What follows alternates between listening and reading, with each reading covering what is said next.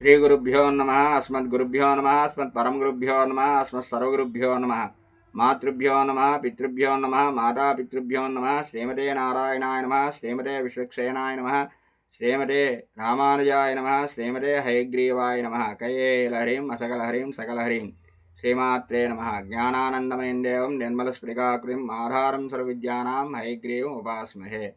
నిన్నటి వరకు కూడా 92 శ్లోకాలు చెప్పుకున్నాము. ఈరోజు 93వ శ్లోకంలో అమ్మవారు తాలూకా సంపూర్ణ శరీర స్వరూపాన్ని గురించి శంకరాచార్య గారు ధ్యానం చేశారు. ఈ దేవి మూర్తి వేదాలలో, ఆగమాలలో, పురాణాల్లో, ప్రబంధాల్లో ప్రతిపాదించినటువంటి స్వరూపంగా వర్ణించారు. అరాళాకేశేషు ప్రకృత సరళా మందహసితే శిరీషాభాచిత్తే దృశదబలశోభా కుచతటే భృశంతన్వీ మధ్యే పృథురురసిజారోహ విషయే జగత్రాతుం శంభోర్జయతి కరుణా కాచిదరుణా అరాళా కేశేషు ప్రకృత సరళా మందహసితే శిరీషాభాచిత్తే దృశద్ ఉపలశోభా కుచతటే భృశం తన్వీ మధ్యే పృదుః ఉరసిజ ఆరోహ విషయే జగత్రాతుం శంభోః జయతి కరుణా కాచిత్ అరుణా. కేశేషు కేశములయందు కురులలో కుంతలములలో అరాళ వక్రత్వము కలియు కుంతలమునందే గాని ఇతర విషయములో వక్రత లేనిదని భావము. మందహసితే చిరునవ్వునందు ప్రకృత సరళ స్వభావము చేతనే చక్కని నడవడి గలదియు సహజముగానే సారళ్యము గలదియు చిత్తే మనస్సునందు శిరీష ఆభ దిరిశన పువ్వు వలె మెత్తనిదియు కుచతటే స్తనమండలములందు దృషత్ సన్నికల్లు ఉపల రాయి వంటి శోభ కలదియు దృషద్వ కఠోర అనే పాఠాంతరంలో దృషత్ అంటే రాయి, ఇవ అంటే వలె, కఠోర అంటే కఠినమైనదియు అని అర్థం. మధ్యే నడుమునందు భృశం మిక్కిలిగా, తన్వి సూక్ష్మమైనదియు సన్నదియు, ఉరసిజ స్తనముల యొక్క, ఆరోహ పిరుదుల యొక్కయు,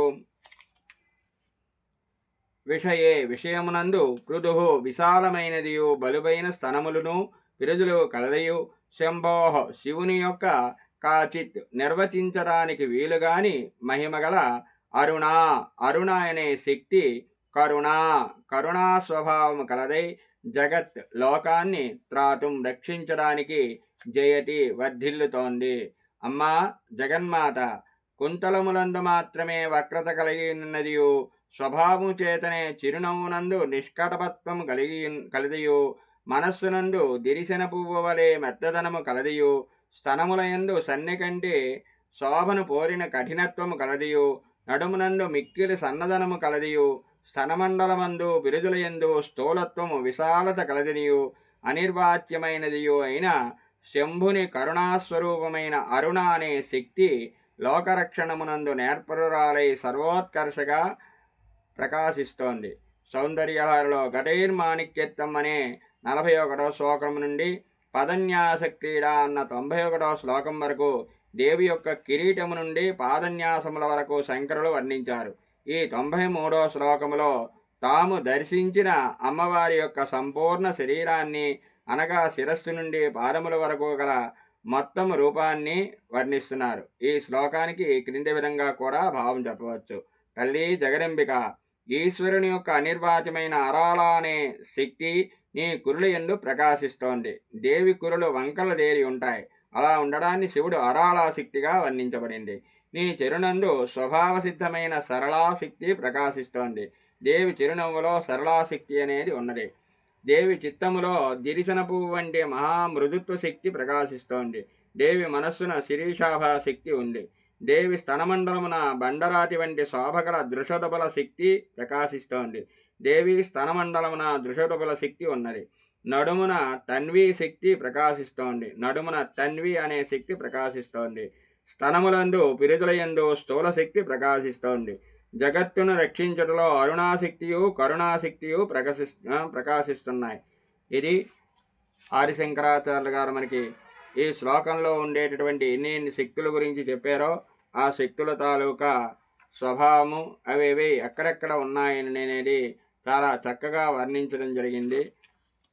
స్వస్తి స్వస్తి ప్రజాభ్య పరిపాలయంతాం న్యాయేన మార్గేణ మహిం మహేశాః గోబ్రాహ్మణేభ్యः శుభమస్తు నిత్యం లోకాः సమస్తాः సుఖినో భవంతు. స్వస్తి.